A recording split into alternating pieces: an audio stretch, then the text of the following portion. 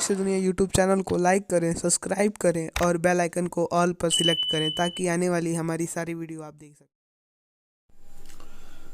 शक्तियों के साधक तो यूं बहुत हुए, लेकिन कुछ ने अपने नाम को अमर कर लिया। माँ के कुछ ऐसे साधक जिनको माँ ने साक्षात्कार किया। आइए जानते हैं माँ के ऐसे साधक के बारे में जो एक छोटे से गांव में जन्म लिए और आज भी उनका नाम बड़े आदर से लिया जाता है। जय श्री महाकाल, जय माता दी। हमारी यूट्यूब फैमिली, एक बार फिर स्वागत है आप सबका, आप सबके इस यूट्यूब चैनल अदृश्य दुनिया पे। आप सबका प्यार सहयोग जैसे आपके इस चैनल को आप सब दे रहे हैं, बस ऐसे ही मिलता रहे, यही प्रार्थना है। हमारे चैनल पे जो नए हैं उनसे यही प्रार्थना है कि आप चैनल को सब्सक्राइब कर लें और बेल आइकन को ऑल पे कर लें ताकि हमारी दूसरी वीडियो आप सबको मिले। और कुछ कमियां हो तो उसको मैं अब मैसेज के माध्यम से बताएं, मैं उनको दूर करूंगा। और वीडियो जरूर शेयर करिएगा आगे जो अच्छा लगेगा। पश्चिम बंगाल के एक गांव में बामाचरण नाम के बालक का जन्म होता है। बालक के जन्म के कुछ समय बाद उसके पिता का देहांत हो गया। माता भी गरीब थी, इसीलिए बच्चों के पालन पोषण की समस्या आई। उन्हें मामा के पास भेज दिया गया। मामा माँ तारापीठ के पास के एक गांव में रहते थे। जैसा कि आमतौर पर अनाथ बच्चों के साथ होता है, दोनों बच्चों के साथ बहुत अच्छा व्यवहार नहीं हुआ। धीरे धीरे वामाचरण की रुचि बाबाओं की तरफ होने लगे। गांव के मसान में आने वाले बाबाओं की संगत में रहते रहते वामाचरण में भी देवी के प्रति रुझान बढ़ने लगा। अब वह माँ तारा को बड़ी माँ कहते थे और अपनी माँ को छोटी माँ। वामाचरण कभी मसान में जलती चिता के पास जाकर बैठ जाते, कभी यूं ही हवा में बातें करते। ऐसे ही वह युवावस्था तक पहुंच गए। उनकी हरकतों की वजह से उनका नाम बामाचरण से बामा खेपा पड़ चुका था। बंगाल में खेपा का मतलब होता है पागल, यानी गांव वाले उनको आधा पागल समझते थे। उनके नाम के साथ उन्हें पागल उपनाम जोड़ दिया गया था। वे यह नहीं जानते थे किंतु वस्तु कितनी उच्च कोटि का महामानव उनके साथ है। शुक्ल पक्ष की तृतीय तिथि में मंगलवार का दिन था। भगवती माँ तारा की सिद्धि का परम सिद्ध मुहूर्त रात का समय था। बामा खेपा जलती हुई चिता के बगल में शमशान में बैठे हुए, तभी नीले आकाश से ज्योति फूटी पड़ी और चारों तरफ से प्रकाश ही प्रकाश फैल गई। उसी प्रकाश में वामाचरण को माँ तारा के दर्शन हुए।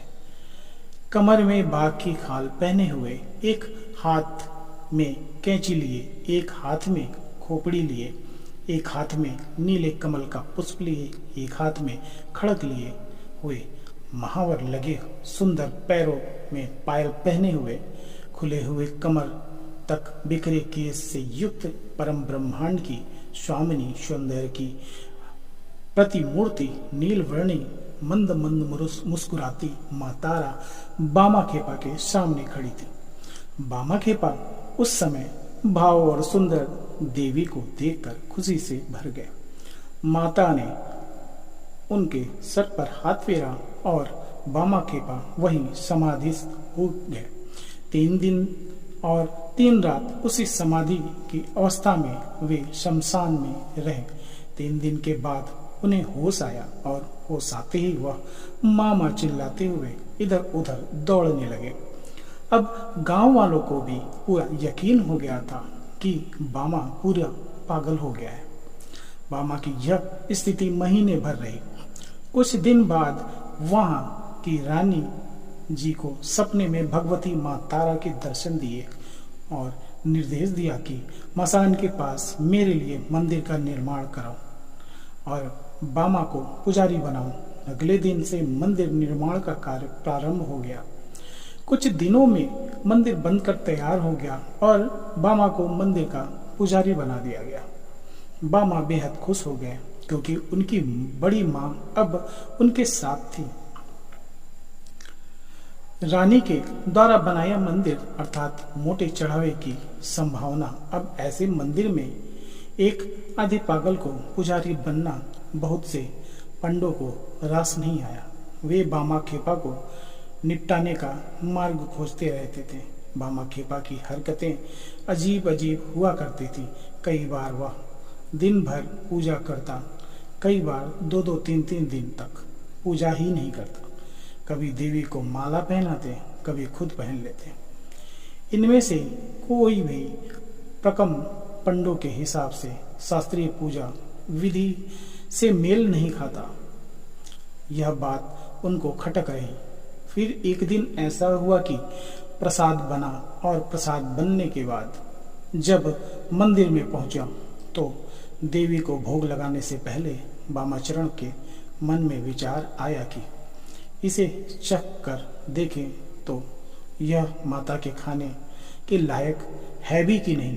बस फिर क्या था, उन्हें प्रसाद की थाली में हाथ डाल दिया और चखने के लिए अपने मुंह में डाल दिया। चखने के बाद जब सही लगा तो बाकी प्रसाद उन्होंने मां तारा को अर्पित कर दिया। इतना बड़ा अवसर पंडे कहाँ छोड़ते। उन्होंने बवाल मचा दिया कि देवी के प्रसाद को बामा ने खा लिया, उसे जूठा कर दिया। जूठा प्रसाद देवी को कैसे चढ़ा दिया। अब देवी रुष्ट हो जाएगी, उसको प्रकोप सारे गांव को झेलना पड़ेगा। उसके बाद भीड़ तंत्र का बोलबाला हुआ और गांव वालों ने मिलकर पंडों के साथ बामाचरण की किस कदर पिटाई कर दी। उसे शमशान में ले जाकर फेंक दिया।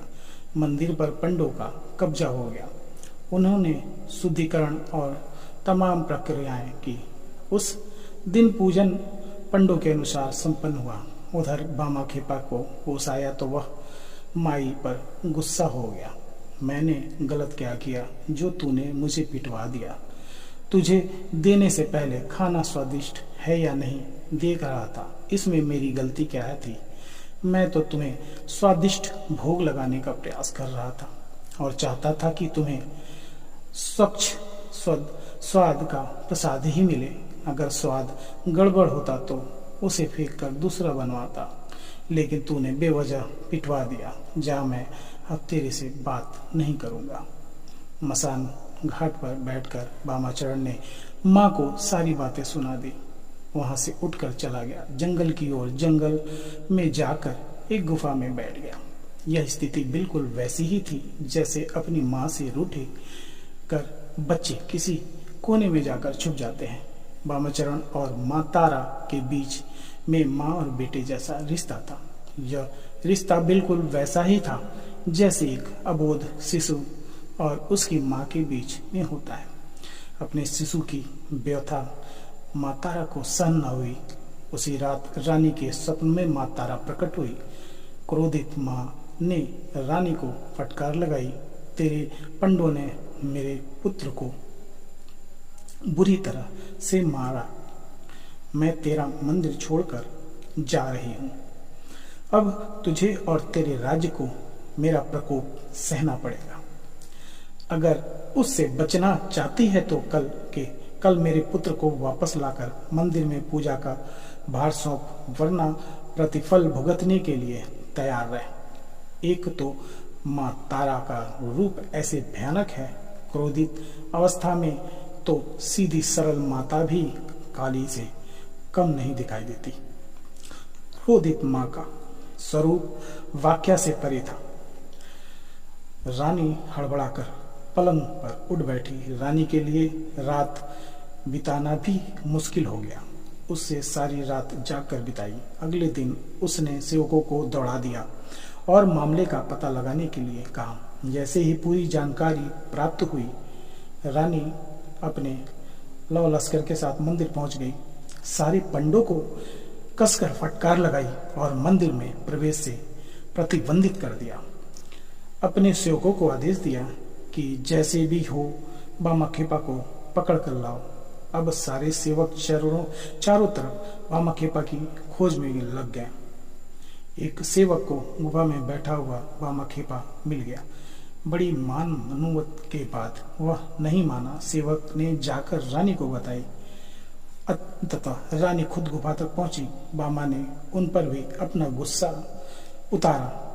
आपके कहने पर मैं पूजा कर रहा था और मुझे देखो इन लोगों ने कितना मारा। उनकी बाल सुलह सहजता देखकर रानी का नारी हृदय भी ममतत्व से भर गया। उनकी समझ में आ गया कि मां तारा का मातृत्व इस बामाखेपा के प्रति क्यों है। उन्होंने फरमान जारी कर दिया, इसी मंदिर का पुजारी बामाखेपा है। जिसकी जैसी मर्जी हो, जैसे विधि से वह करना चाहे, उस प्रकार से पूजा करने के लिए वह स्वतंत्र है। कोई भी उससे मार्ग में आएगा तो इस मंदिर का पुजारी बामाखेपा है। जिसकी जैसी मर्जी हो, जैसी विधि से वह करना चाहे, उस प्रकार से पूजा करने के लिए वह स्वतंत्र है। कोई भी उसके मार्ग में आएगा तो दंड का भागी होगा। यह मंदिर बामाखेपा का है और माँ तारा भी बामाखेपा की है। वह जिस विधान को सही समझते हैं उस विधान से पूजा करेगा और वही विधान यहाँ पर सही माना जाएगा। बामाखेपा का तो जैसे मन मंगी मुराद मिल गई। माँ और बेटे का मिलन हो चुका था। मंदिर व्यवस्था फिर से बामाखेपा के हिसाब से चलने लगी। ऐसा माना जाता है कि माँ तारा खुद बामाखेपा के हाथ से प्रसाद ग्रहण करती थी। ऐसे अद्भुत ढंग से बामाखेपा माँ तारा की पूजा करते थे जिसका कोई नियम नहीं था। कभी सुबह 4 बजे चली रही तो कभी दोपहर 12 बजे तक पूजा प्रारंभ नहीं होती। कभी रात भर पूजा चल रही तो कभी पूरे दिन भर मंदिर की ओर बामाखेपा के दर्शन नहीं होते थे। उनकी पूजा विधि लोगों को पसंद नहीं आती थी, लेकिन उनके पास कोई उपाय नहीं था क्योंकि रानी का फरमान था। बामाखेपा अपनी मस्ती में जीते और लोग उन्हें नीचा दिखाने का रास्ता खोजते। एक दिन बामाखेपा की माँ का निधन हो गया। नदी में बाढ़ थी। नदी के उस पार गांव था। बामा जिद पर अड़ गए। छोटी माँ का दाह संस्कार बड़ी माँ के पास वाले शमशान में किया जाएगा।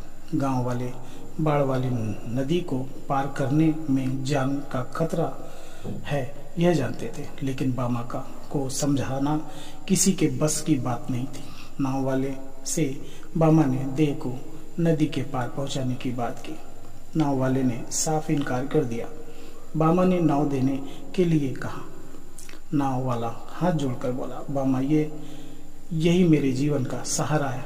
अगर आप बाढ़ में यह बह गया तो मैं घर कैसे जाऊंगा। बामा के चेहरे पर रहस्यमयी मुस्कान बिखर आई। उन्होंने कई निर्णय ले लिया। उन्होंने अपनी माता के शव को उठाया और खुद नदी पर चलते हुए इस पार से उस पार। गांव वालों की आंख फटी के फटी रह गई, देखते रह गए। बामा की इच्छा के अनुसार ही उन्होंने माँ तारा के मंदिर के पास वाले शमशान में अपनी माँ का दाह संस्कार संपन्न किया। मृत्यु भोज के लिए आसपास के सारे गांव वाले में जितने लोग भी हैं सभी को निमंत्रित करने के लिए बामाखेपा ने अपने घर के लोगों और आसपास के लोगों को कहा। सब इसे बामाखेपा का पागलपन समझ शांत रहे। जिसके पास 2 वक्त की रोटी का पता नहीं, वह आसपास के 20 गांवों को खाना कैसे खिलाएगा। यह उनके लिए कल्पना से भी परे की बात थी। जब कोई भी निमंत्रण देने जाने को तैयार नहीं हुआ तो बामाखेपा अकेले निकल पड़े। उन्होंने आसपास के 20 गांवों में हर किसी को मृत्यु भोज के लिए आमंत्रित कर दिया। सारे गांव वाले यह देखने के लिए तारापीठ पहुंचने लगे कि देखा जाए यह पागल किस प्रकार से इतने सारे लोगों को मृत्यु भोज कराता है। गांव वालों की आंखें उस समय फटी रह गई जब सुबह से बैलगाड़ियां में भर भर कर अनाज सब्जी आदि तारापीठ प्रांगण में आने लगे। बैलगाड़ियों का पूरा एक काफिला मंदिर के पास पहुंचा। अनाज और सब्जियों का ढेर लग गया। जो लोग आए थे उन्होंने खाना बनाना भी प्रारंभ कर दिया। दोपहर होते होते स्वादिष्ट भोजन की सुगंध पूरे इलाके को महका रहा था। प्राकृतिक भी अपना परीक्षण कब छोड़ती। आसमान में बादल छाने लगे। प्राकृतिक ने भी उग्र रूप धारण कर लिया। बिजली कड़कने लगी, हवाएं चलने लगी, जोरदार बारिश के आसार नजर आने लगे। बामा खेपा अपनी जगह से उठे और जिस जगह पर श्राद्ध भोजन था उसे पूरे जगह को बांस के डंडे से एक घेरा बनाकर घेर दिया। घनघोर बारिश शुरू हो गई, लेकिन घेरे के अंदर एक बूंद पानी भी नहीं गिरी। गांव वालों ने यह देखकर भोजन में पूरा बढ़ चढ़कर हिस्सा लिया। देखते ही देखते पूरी तरह से सूखा हुआ था। 20 गांव से आए हुए सभी लोगों ने छककर भोजन किया। हर कोई तृप्त हो गया। अब बारी थी वापस अपने गांव जाने की। घनघोर बारिश को देखते हुए वापस जाने की दिक्कत आएगी, यह सोचकर सभी चिंतित थे। बामा खेपा ने माँ से अनुरोध किया और कुछ ही क्षणों में आसमान पूरी तरह से साफ हो गया। सारे लोग सहजता से वापस अपने गांव पहुंच गए। यह घटना एक अलौकिक, एक अद्भुत और एक भक्त की भगवान की आस्था की है। आज भी पश्चिम बंगाल में माँ तारा का पीठ है। बामा खेपा का नाम प्रसिद्ध है। कहते हैं कि जब आप सारे तरफ से थक जाओ, आपको कहीं कुछ ना दिखाई दे, तो एक बार माँ तारा के प्रांगण में जाकर माथा जरूर टेकना चाहिए। आपके बिगड़े काम बनेंगे, आपके जीवन की अनिष्ट चीजें खत्म हो जाएंगे। ये वीडियो कैसा लगा, ये एक माँ के भक्त के बारे में जानकारी कैसी लगी, अगर अच्छा लगे तो कमेंट करके ज़रूर बताइएगा, हमें भी अच्छा लगेगा। और वीडियो ज़्यादा पसंद आए तो शेयर भी करिएगा, लाइक जरूर करिएगा। महादेव आप सबको स्वस्थ रखे। जय श्री महाकाल। जय